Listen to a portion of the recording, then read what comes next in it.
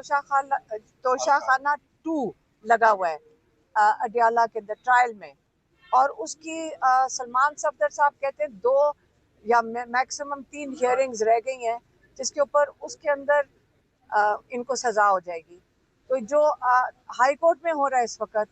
आपको पता है कि 10 महीने के बाद अलकादिर के लिए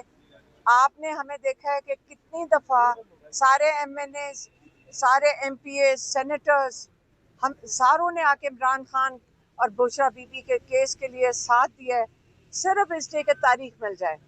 अब ये जज साहब ने 25 तारीख की डेट दी थी, और वो भी जब हम कई कई घंटे यहाँ गुजारते हैं डोगर साहब के वो सेक्रेटरी के कमरे में, उसके बाद जाके 25 तारीख मिली, और अब अगली तारीख उन्होंने 16 अक्टूबर की दे दी है।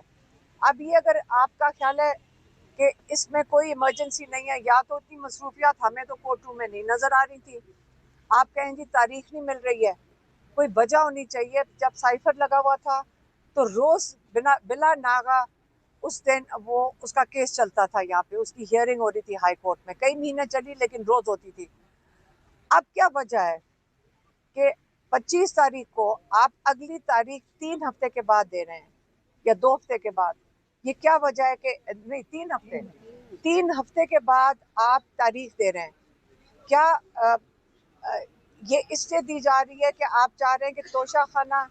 के अंदर सजा हो जाए? तो लेकिन तोशा खाना की सजा तो जो हमें समझ आ रही है अगले 1 हफ्ते के अंदर सजा हो जाएगी। तो जब 1 हफ्ते में सजा हो जाएगी, मुझे ये नहीं समझ आई डोगर साहब ने 16 तारीख की क्यों दी, क्योंकि जब उसमें सजा हो जाएगी तो ये बड़ी तसल्ली से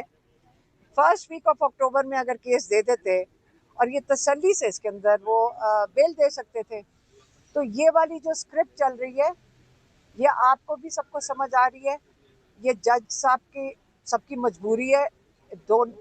बुशरा बीबी, इमरान खान, तोशा खाना में भी वो उनको मेखा में जो जज अर्जुमंद है